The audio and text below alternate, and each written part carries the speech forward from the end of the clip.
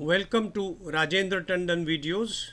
We are continuing the narration of the second part of the search for Sita by forces under the command of Sugriva. Forces who had gone to east, west, north had returned empty-handed. The forces in the south were led by Angada, Sugriva's nephew, and Hanuman jointly. They reached a cave which was guarded by a tapaswini Swayamprabha. They were hungry, she fed them, and then she led them out and pointed out the limitless ocean.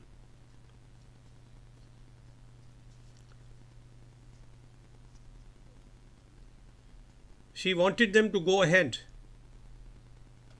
and search for Sita in that direction. She did not know where she was. The Vanaras looked at the mighty limitless ocean, writes Valmiki, where Varuna resides. Its frightening waves roared continuously. However, they had a cause for worry because the allotted 30 days were over. Vasant was approaching and the branches of the mango and other trees were bent with sprouts and flowers. At this time of writing, the mango trees in my society building are also full of fruit. Lovely mango fruit dangling from the branches. Addressing his followers, the wise Angada, whose shoulders were muscular and whose arms were long and thick, respectfully submitted in sweet tones to the Vanara leaders and their followers. Our allotted 30 days were over while we were wandering in the cave. We have to consider our next step.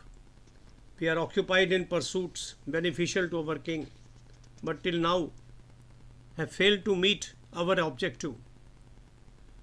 Hence, we shall surely lose our lives if we go back after the stipulated time, being over and without success. To me, the best course appears to be to fast unto death. Heard of it? By temperament, Sugriva is harsh and also the ruler. He will never grant us pardon. I am sure this shall be the end of me. This shall be the end of me. As it is, he never crowned me as the Yuvraj. Rama did it. Tar, another Vanara chief, suggested that they enter Swayamprabha's cave again and spend the rest of their life in comfort.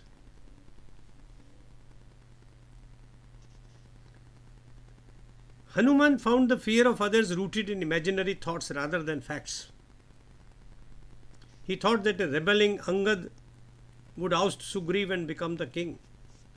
He was aware that Angad, Vali's son, was a storehouse of 8 types of wisdom, the 4 virtues of Sam, Dam, Dand and Bhed, and the 14 qualities of his superior leader. Angad had always been chivalrous, powerful and brilliant. Keeping in mind the interest of his master Sugriva, Hanuman decided to drive a wedge between Angad and the other Vanaras. Using Sam, Dam and Bhed, he successfully isolated Angad from the other Vanaras. Hanuman decided to use the fear of Danda to bring Angad around. Addressing him, he said, Taranandana, undoubtedly you are as powerful as Vali, your father. You have the capacity to take care of the kingdom as firmly as he could. However, these Vanaras are fickle. Away from their wives and children, they might not carry out your wishes. You can never win us over with Danda. A powerful person can afford to keep quiet while opposing a weak enemy. However, the latter can never live happily while nursing an enmity with the former. Those who contend that this cave will hide and protect them like a mother are living under a delusion. Lakshmana's arrows will easily tear it apart like a bowl made of leaves. What a simile. O brave Angad, the Vanaras will desert you the moment you start residing in this cave. I am aware of their decision. They will never forget their children. Living hungry, sleeping in discomfort, and facing inconvenience, they will regret their decision to side with you and hence would soon desert you. Deprived of the support of your well-wishers, you will be as powerless as a straw. However, when you humbly accompany us after our success, Sugriv will certainly name you to succeed him as the king when the time comes. Your uncle is a follower of Dharma. He cares for your happiness and he has no son except you. Therefore, we ought to go back to him. However, writes Valmiki, Angad disagreed with Hanuman. Responding to the latter's humble, dutiful and loyalist arguments, he said, your argument that Sugriv is stable, pure at heart and in mind, is not cruel, is simple, brave and patient, does not appear to be correct to me. How can it be said about a man who has, with evil intentions, married his elder brother's queen, who was like a mother to him in his brother's lifetime? The man who forgot his promise to Sri Ram even after Raghava's fulfilling his side of the bargain. He cannot be seen as responsible. I was born to be his enemy. How will Sugriv let me live? He would want to make his son, whether worthy or not, the successor. It is better that I fast unto death rather than spend time in bondage. O Vanaras, permit me to stay here while all of you go home. Please convey my regards to the king Sugriv, to the powerful Raghava brothers, and give solace to my mother, Tara. Saying this, Angad spread a kusha asana and weeping copiously sat down on a fast unto death. Other Vanaras also wept in sympathy and decided to sit with him on a fast. Suddenly they heard a frightening sound from the skies. The innards of the caves echoed like thundering dark clouds.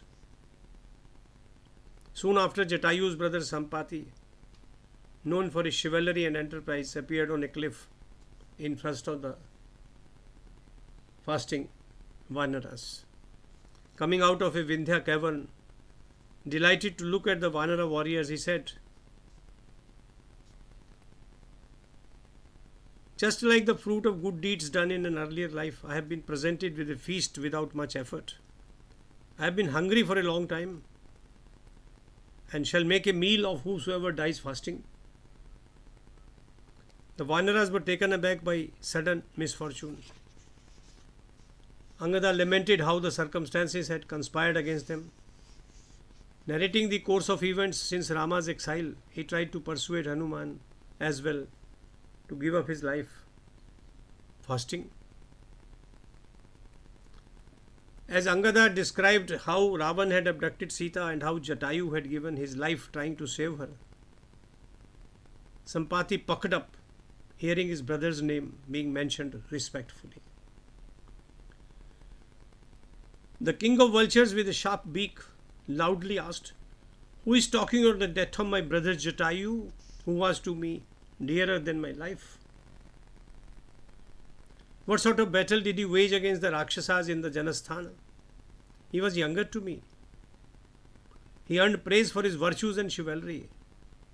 O warriors, take me down from the inaccessible cliff. I desire to climb down, but I cannot. The sun rays have burnt my wings. I am eager to learn how my chivalrous brother met with his end. How did he befriend the king Dashrath, Sri Rama's brother, while Jatayu was at Janasthan and the latter at Ayodhya?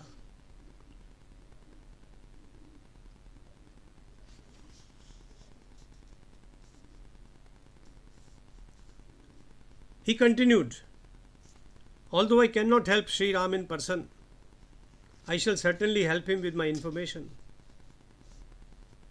I know the Varun Lok, about the places where Vishnu planted his 3 steps as Vaman, and have also been a witness to Amrit Manthan and the Dev Asur Sangram. One day I saw evil Ravana flying with an abducted charming woman and adorned in heavy ornaments. The respected woman was crying, Ha Ram, Ha Lakshmana, and was throwing her ornaments to the ground.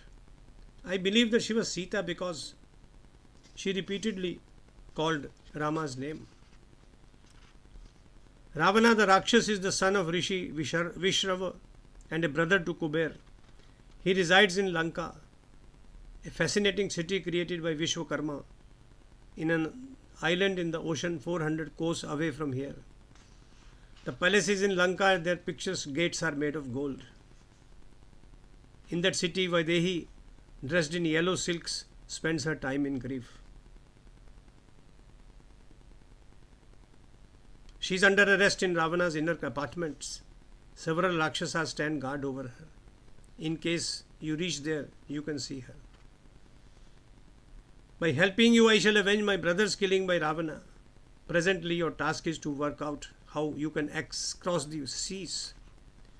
I would like to go to the seashore with your help so that I can offer holy water to my late brother Jatayu. The Vanaras acted accordingly. While narrating his story, his wings had been restored. The new wings were of red color, and their appearances made Sampati happy beyond measure.